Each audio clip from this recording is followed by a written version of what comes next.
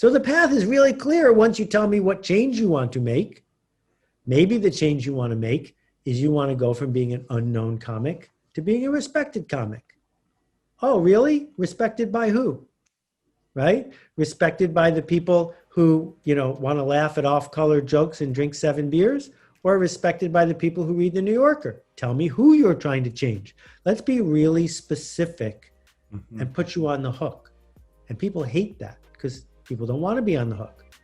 And I want to point out that being on the hook is the only place to be, because when you're on the hook is when you have leverage, is when you're making a promise that you can work to keep. And so we got to get really clear about who are we seeking to serve? Who are we helping to change? And if you can't start there, you're going to get stuck, because the first time you show up, you're not going to get a standing ovation, and then you're going to give up.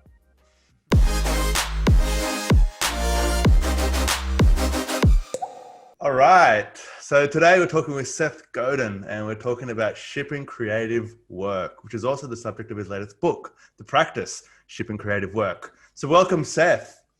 Well, thank you for having me, Alex. It's good to see you. Sort of like looking at me, but it's okay. Thank God the glasses are a different color. I think that makes it much better. Cool. So let's just get straight into it. Let's start with defining creative work. Seth, how do you define creative work? If you're really lucky, that's what you do for a living. You don't dig a ditch. You don't follow a manual. You're not a cog in the big industrial machine. If you do that kind of work of being a cog in the machine, you're in trouble, because the computer is going to do your job, or someone outsourced is going to do your job. So our dream is to do creative work.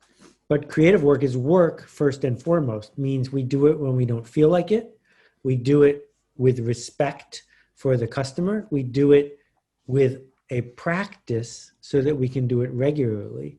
And very few people have ever talked about how you get good at that. They talk about how you build a bridge. They talk about how you do SEO. They talk about how you day trade Bitcoin, but they don't talk about how to sign up to ship creative work. And creative work is anything we do that might not work, that makes things better. Creative work is anything we do that might not work, that makes things better. That seems like that would be almost everything that is worth anything to do, right? Like that seems like that fits across every industry. If you're the clerk at the Avis rent-a-car counter, you know it's going to work. There's no risk. Press these 7 buttons, do this, right? And most people were indoctrinated to want that to be their job. They want their job to be being told what to do. There was a very famous study done in Rochester, New York, near here, in which they asked thousands of teenagers, 17 years old, if you could have any one of these jobs, which job would you pick? U.S. Senator, Supreme Court Justice, head of a Fortune 500 company, assistant to a celebrity. And most people picked assistant to a celebrity. Because if you're the assistant to the celebrity, you get to be near someone who's doing creative work, but you don't have to do anything. So there's a fear that people have around putting themselves out there. Is that right? Yeah, exactly. So, but there seems to be a general, confusion around kind of creative itself. Right. It seems like it's like the Mad Men style person that sits in an office and has an idea and they sell the idea, or it's the author that spent 20 years. And so there's all these examples of the extreme levels of creative kind of expression. And so there's a lot of those people aren't actually that creative. But yes, I'm trying to puncture these myths. You're exactly And they're not that creative? No. How do you mean? Well, Isaac Asimov wrote 400 books in his lifetime. Each one was an act of creativity. Somebody who spent their whole life tortured to write one book contributed less, because the torture wasn't what we wanted. We wanted what the book would do for us, not that person hanging themselves out to dry. And so creative work with a capital C is about ego. Creative work that I'm talking about is about contribution. So it's about contributing. And I think, so just for the people that are listening to the podcast, the world that we live in today is based on the internet, and it's much easier these days to ship creative work, right? Cool. So is there anything on the internet that is not creative work then? Almost all the stuff on the internet is not creative work. Is it? 90% of Twitter is either someone trying to start an argument or saying ditto. That most of the stuff that passes for content marketing isn't content marketing at all. It's just somebody following a rule book, doing the checklist stuff, not making work they're proud of, not doing anything that's going to be extraordinary. Most of the videos that are on YouTube are copies of other videos that are on YouTube. That the number of people who have carved out an idiosyncratic, peculiar, particular voice is tiny because it's so scary. So let's talk about that. How do you find your own voice? Because I do agree with you that a lot of content is a regurgitation of other content, right? And it feels like most people will have read online and will have learnt online, and then the information that they know is learnt from someone else. And so then the first time they're going to publish anything, it could be a version of that. So how can somebody actually start to find their own voice? Okay, so there are a couple of pieces of that. First of all, I'm not talking about the content in the sense of the engineering truth of it, because there's only so many natural laws, force, momentum, velocity. You're not going to invent a new one of those. What I'm talking about is, would we miss you if you were gone?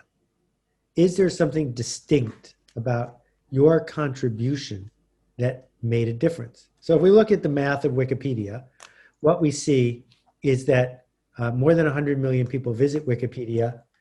Very few of those people, 3 or 4 million, end up making an edit. And almost all of the edits are typos.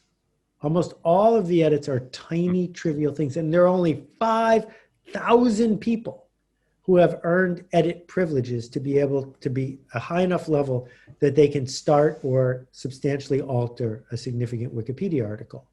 There is nothing stopping anybody from reaching that level. And almost no one does, because that is the level of original work. I made that sentence. That sentence is something I am proud of, that I stand for. It's based on a fact that's in evidence, but I was the person who shipped that work. Mm-hmm. And so the second half of your question was, where do you find your voice? Controversially, I don't believe anyone actually has a voice. I think you pick one. You adopt one. That if I had been born in Spain, I would not talk like this. It is not genetic to me. What happened was I said certain things at a certain age and it worked, so I did it more. And then I did it more. And so now I play a role. When I'm doing my work, I am showing up as Seth Godin with a capital S and a capital G. Whether or not I feel like it, my work is to be a consistent version of me. And that is my voice. I found it. I didn't expose it. I found it by choosing it, by seeing, here's a place I can contribute by being this kind of person and talking in this kind of language. That's an interesting one, because you talk about consistency, and then you talk about, like in the book, consistency compared to authenticity. Yep. And there's a massive amount of conversation these days about to be authentic, but that isn't exactly how you would explain it, is it? No, I think authenticity is a crock. I think it's a place to hide. Authenticity is what we say when we tried something that didn't work and we're upset. Oh, I was just being authentic. Right? So, like, how dare you criticize me for saying my truth? No, you didn't say it for you. You said it for me, and it didn't work. Own it. And when we go to a surgeon or a lawyer or any performer, we don't want their authentic self. We don't want the surgeon to come in and do a lousy job because she had a fight with her husband. We want her to be the best version. We want her to do the best surgery she's ever done. We want consistent surgery, not authentic surgery. And it's the same with creative work. This is the part, that I think people are going to find a hard time trying to get their head around, is that consistency is more important than whatever their concept of in terms of authenticity, right? And so to be consistent, to turn up every day and to do something per day is going to improve kind of how creative a person becomes. Is that correct? Exactly. Because creativity is not about catching the muse who is some goddess from another planet. Creativity is the act of doing this work with skill to make things better for other people. If you want to have a hobby, none of these rules apply. I think hobbies are great. I encourage people to have hobbies. But the minute you want someone else to like your work or buy your work, it's not your hobby anymore. So I have hobbies, but I refuse to transact around them because that would ruin them and turn them into a profession. Yeah, I have hobbies as well that I just do just to do them. And I don't care if someone else actually listens, but then I write and I care what people respond. And I care that can instill some type of action. So does that mean then that people who are looking to be more creative should be okay with trying to put stuff out there and to hit the publish button? Yeah, so not just to write, but to write something and publish. Like, is that what you mean by ship creative work, and not just to be creative at home, just in front of a laptop? If it doesn't ship, it doesn't count. Tomorrow morning at 4:30, there's going to be a post on my blog. Not because it's the best post I ever wrote, but because it's tomorrow morning. Because I decided 20 years ago to write a post every day. And I haven't revisited that decision. I made that decision once. And 7,000 blog posts later, I don't have to have a meeting with myself about whether this is good enough to publish. I just have to say, is this the best available post I've got?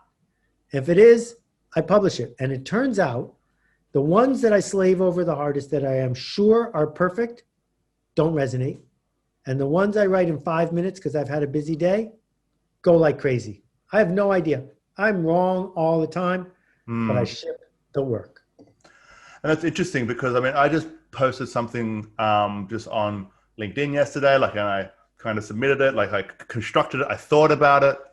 It was shorter than I ever would, but it's done better.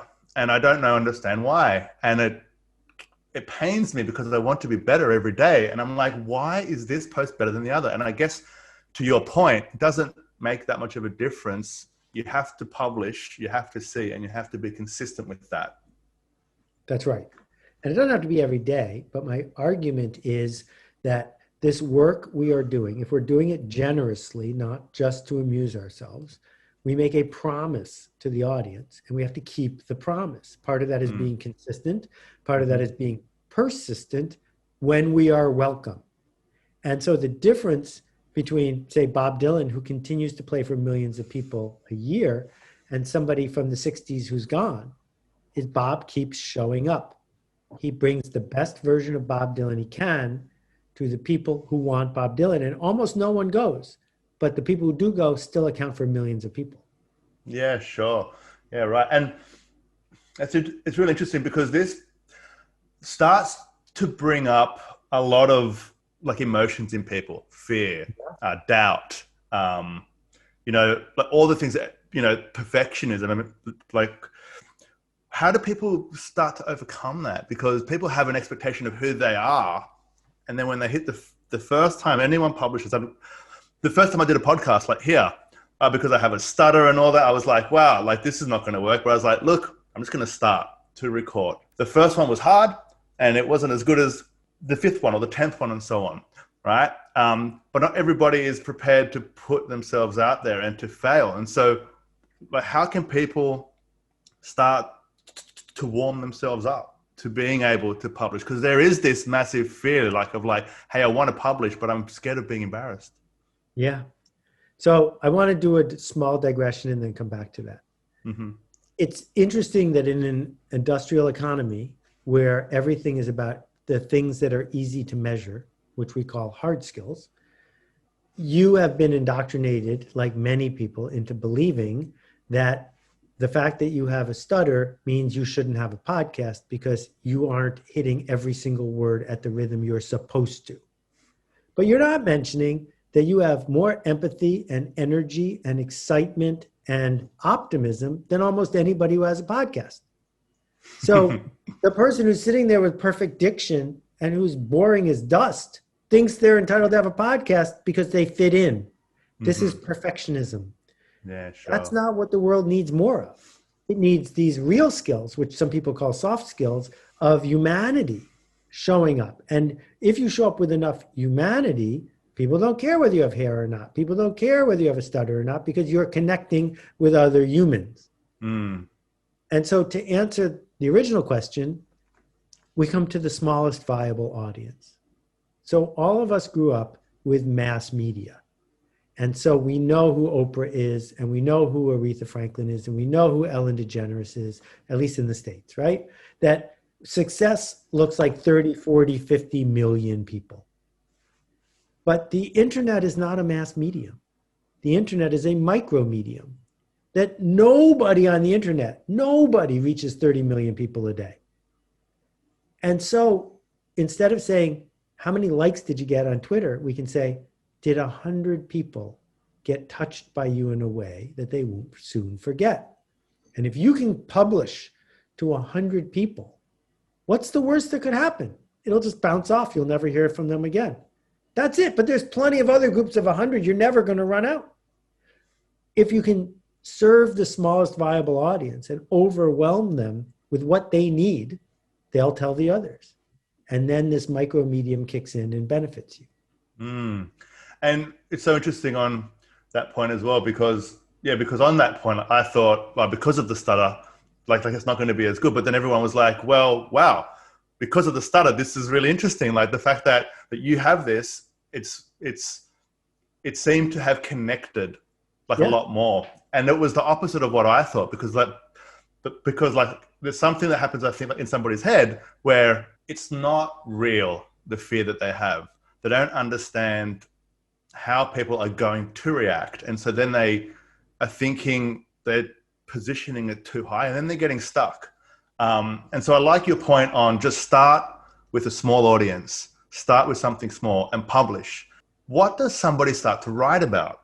Okay, cool. Say, for example, someone says, sounds great. I want to start. What should I talk about? How do I talk every single day about something, say, for example? So I would ask, what's the change you seek to make? So let's say that you're a periodontist and you would like to change the way the 9,000 periodontists in your country deal with infection, right? Mm-hmm. Let's pick something super specific. Mm-hmm. You can't just change it in 5 minutes. It's going to take a persistent, dripwise, creative narrative to help earn their attention, then earn their trust, and then get them to make a small experiment, and then another one, and then to build a community. So the path is really clear once you tell me what change you want to make. Maybe the change you want to make is you want to go from being an unknown comic to being a respected comic.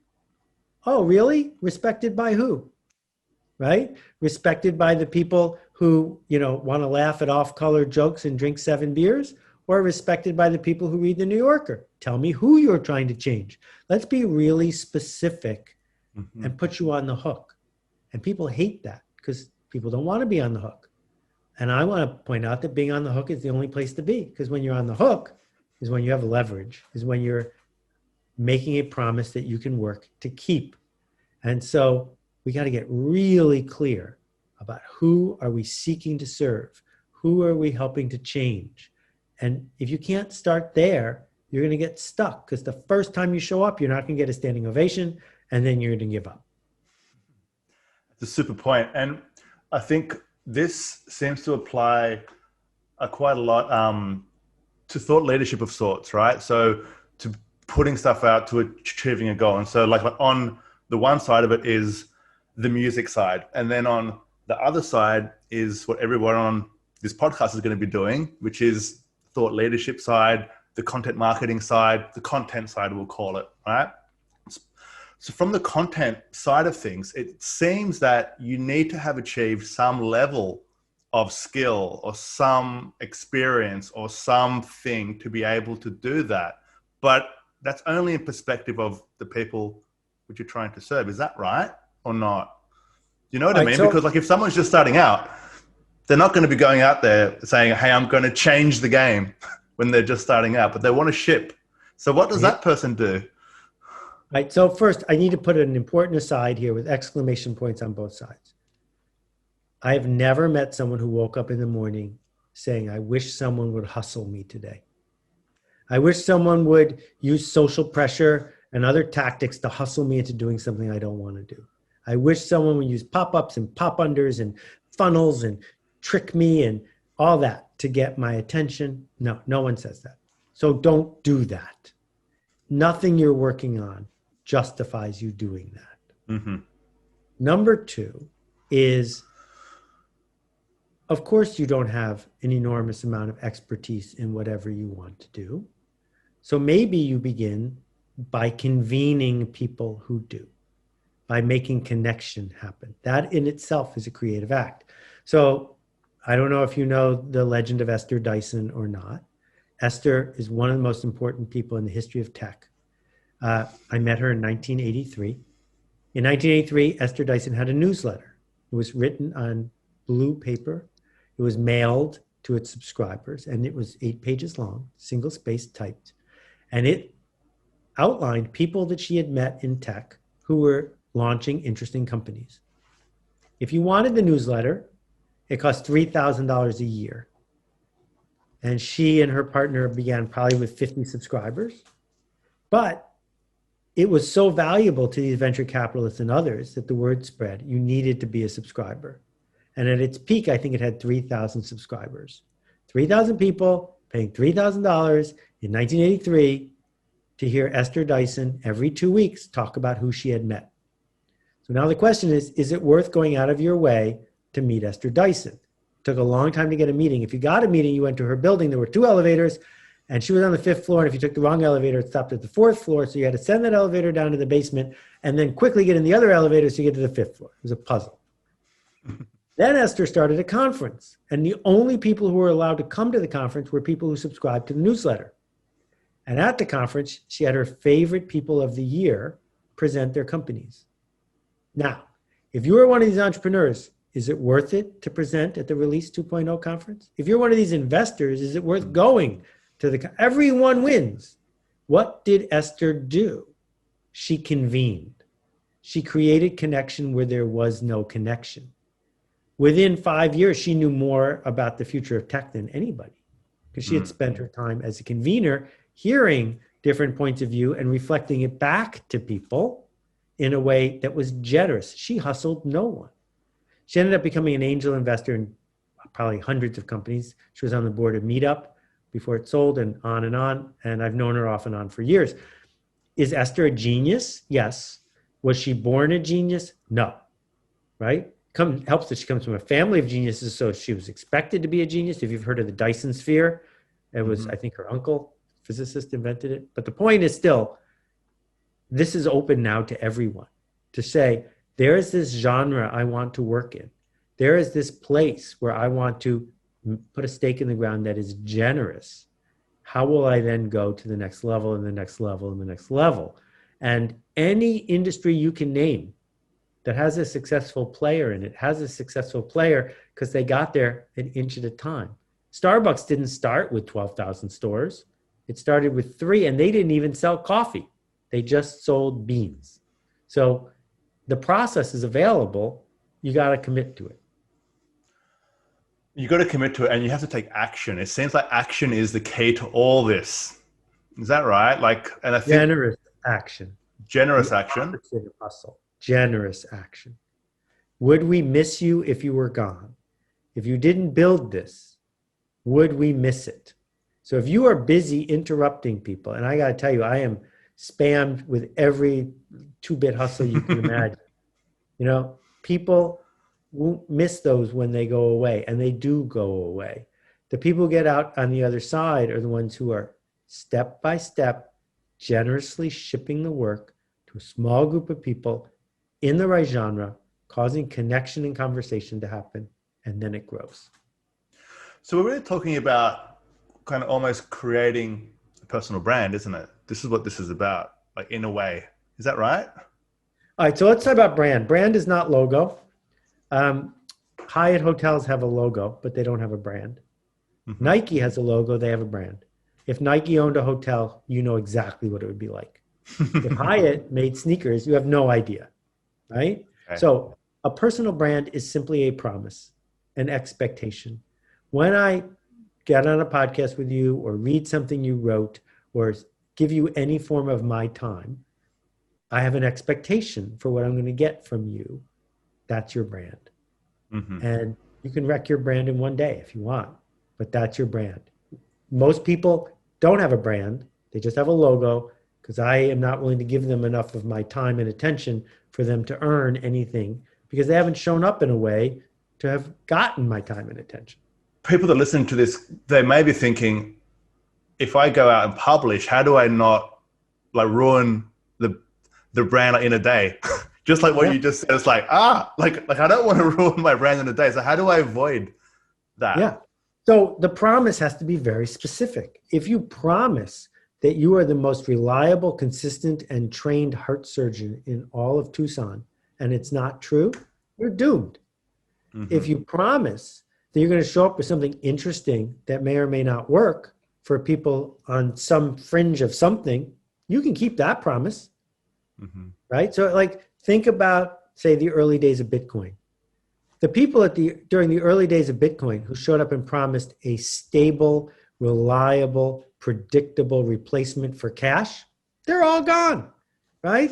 That's Mount Gox. It's gone because they couldn't keep their promise.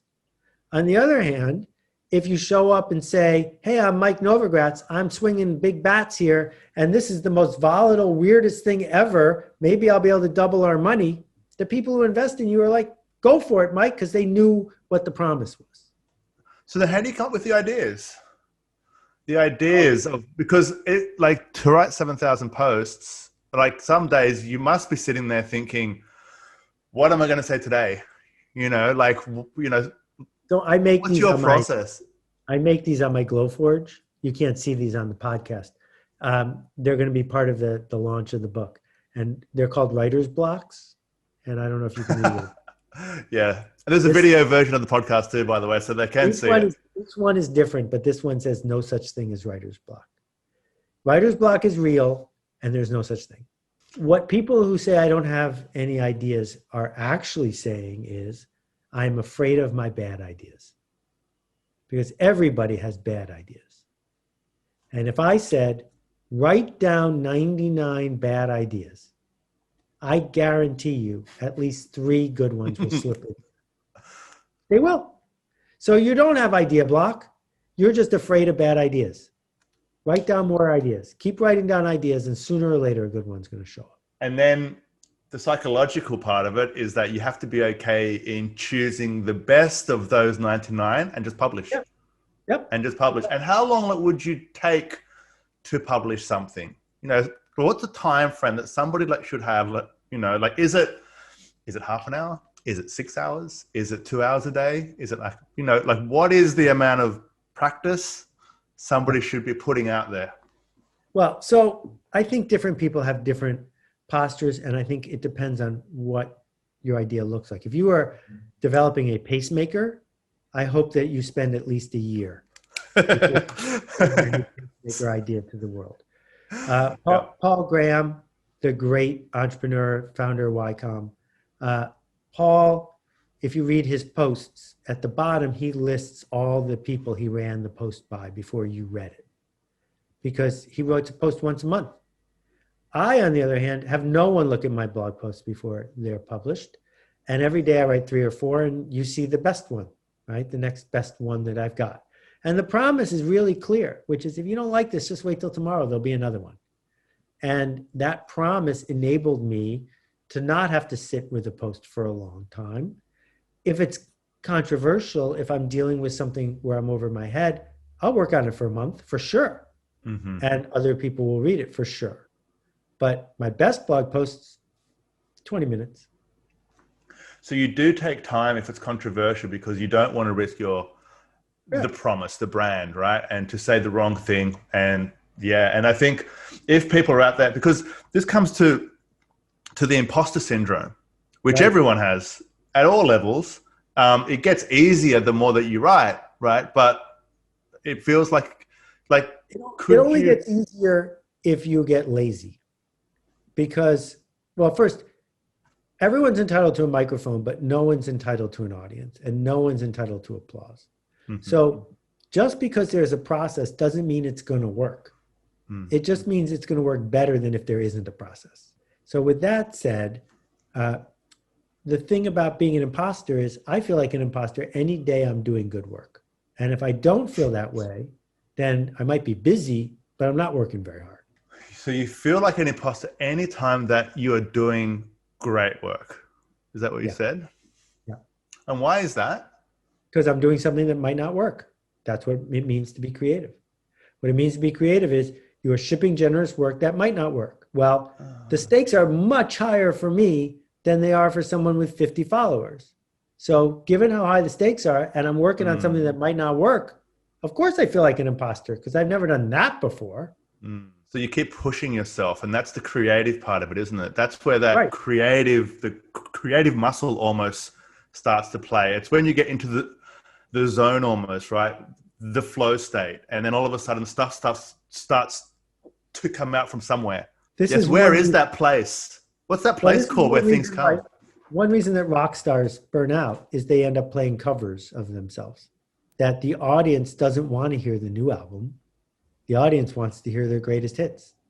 And so they stop, the Rolling Stones stop being the Rolling Stones and they start being a Rolling Stones cover band. And that's enervating because that's not what they signed up for. And so the dance is to figure out, how do I make a promise to people that I'm going to live on a frontier, and it might be interesting and it might not work. And I'll always do it with good intent, but your mileage may vary and you may not get the joke, and that's totally okay. But so where do the creative ideas come from? Because like at the beginning of this, like you spoke about the muse.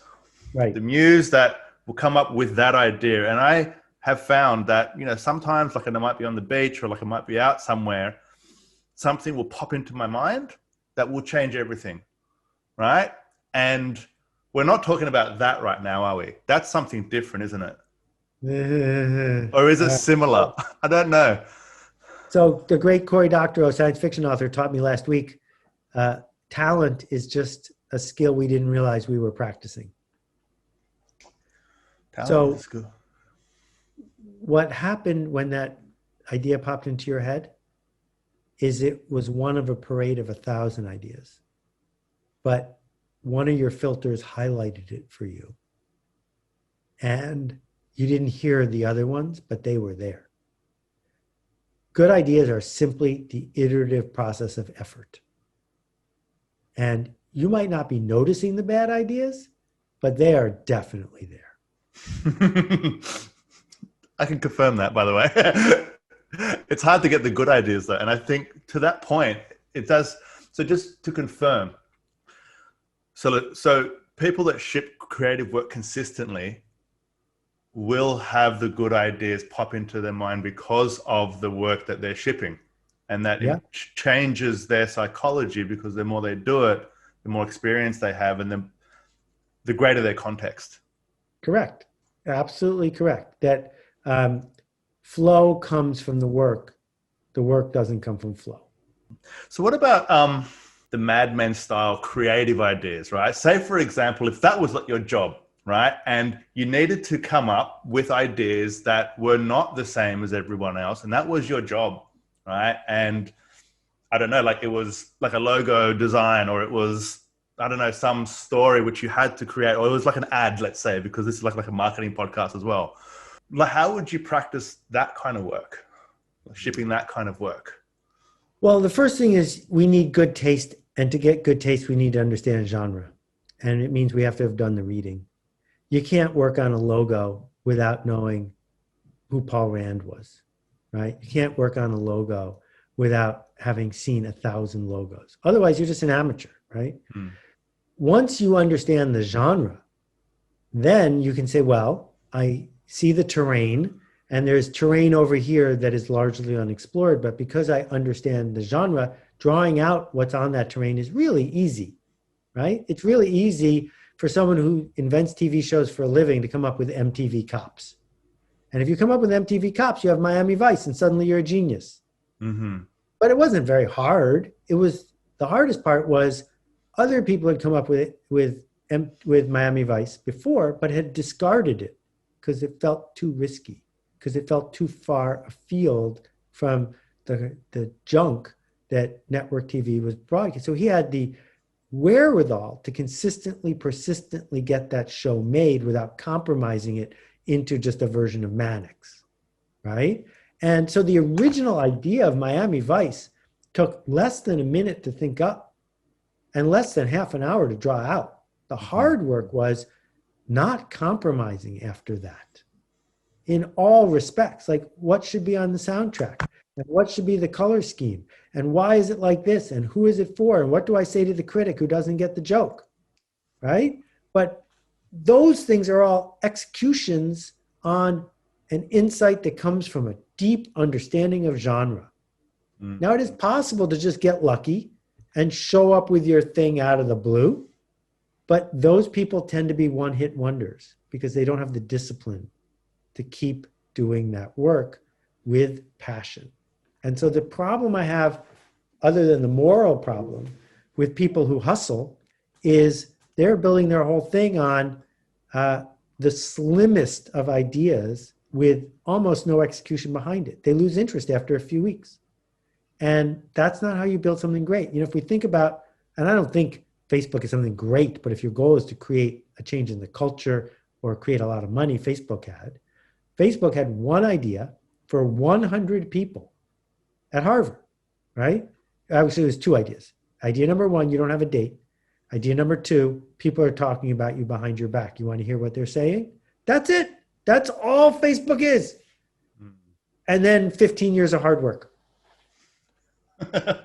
And there's a few other things, but yeah, I get what you're saying. So you just talked about the risk of something. Say, for example, the Miami Vice, but that was a risk, right? And it seems to be that like some of the best stuff feels inside of you a bit risky, right? So is risk a good sign that maybe this is the right path? And how do you know just when it's too far? It's too risky. Exactly. So this is good taste. Good taste is knowing what your audience wants 3 minutes before they do. And if you do it 30 years before they do, then you will be ostracized because you went too far. If you do it 3 minutes after they do, no one cares. So the act of good taste, whether or not you use words to describe it to yourself, is knowing enough about the genre and your audience to be just far enough ahead. And all you have to do is, watch the cresting wave of YouTube or the cresting wave of the podcasting world to see the pace of what it means to be just a little bit ahead. And there are people who have gone too far, and so someone like Brian Eno. Brian Eno is respected and revered by a very small group of people. And it's a small group of people because he was too far ahead to get the masses to get his joke. But if you wanted to, you could have made a living just taking a Brian Eno idea and bringing it out a year later. You talk about the audience as well. Yeah. So is it clearly defining the audience? Is that a really key part of this process? Is it clearly defining who you're talking to? Like, is that going to make it easy for people? Yeah, it changes everything. And I think you can start by saying my audience is anyone who gets the joke. The problem with that is you have to then try a whole bunch of people before you figure out who your audience is. It makes way more sense. My friend Chip Conley built an entire chain of hotels in which every hotel was modeled after a magazine, because he figured if there's 1 million people who are reading Home and Garden, or 1 million people who are reading Fast Company, or 1 million, those kinds of people need a hotel. So let's rhyme with that. He picked his audience and then he built something for them. And certainly that's what Condé Nast did for 50 years, right? The kind of person who reads Gourmet is not the kind of person that reads Architectural Digest. Pick your audience first. You don't have to be super specific, but it certainly helps if you can be clear about who that tribe is and what they need from you. Yeah, okay. So to the people that are listening, that are starting to think, okay, cool, I want to start something now. I'm inspired by Seth. I get it. I'm scared, but I'm going to do it anyway because I have to be consistent. Like, what would you advise them? Like, what's the first thing they should do? Well, I guess if we're talking about someone who is actually as novice as you are describing, I would pick an audience you don't want to serve for the long haul and practice on them, right? So let's say you live near a figure skating rink, which means that there's 100 people who go figure skating every day. What do they need? What innovation would make their life better? What might they buy from you? Go practice on them.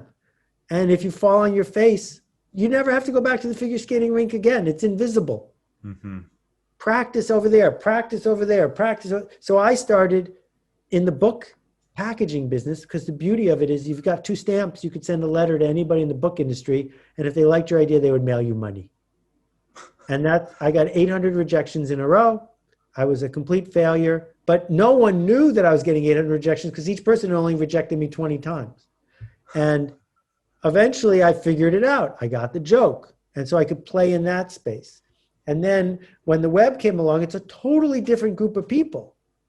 But I knew how to pitch idea people, so I could go pitch AOL. And I crushed it at AOL because I was better. AOL had this greenhouse thing where you could pitch them an idea and they would meet. I broke the record for the fastest yes. 14 minutes after I pitched them, they agreed to give me 6 figures for my project. How did that happen? Because I'd been pitching the book industry for 15 years, right? So you pick your minor leagues, then go to your next leagues. That's how I would begin. And that's the same for anybody that hasn't shipped creative work before, right? Because there are people out there that are extremely experienced in their field, but have never shipped something creatively. And so now their ego is going to be their biggest challenge, right? Is that they're scared that now they've got all this status and then they're going to publish something and their status is going to be reduced. So it's a really good idea. Don't start there, right? If you're a stamp collector and a surgeon, don't publish in a surgical journal, publish in the stamp collector journal. Got it. Seth, this has been a fantastic conversation. This book, The Practice, Shipping Creative Work, how can people purchase it? Where can they purchase it from?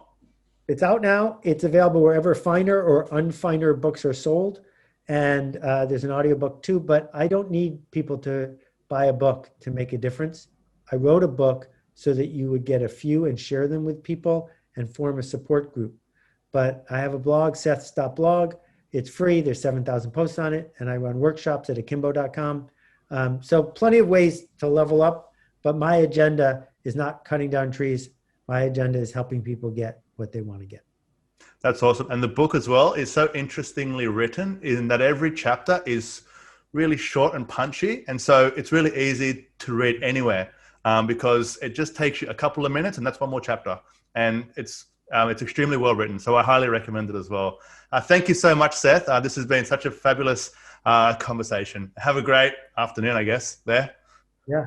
Nice work. Cheers. You're amazing. Thank you. It's a pleasure. Thanks for listening to the Growth Manifesto podcast. If you enjoyed the episode, please give us a 5-star rating on iTunes.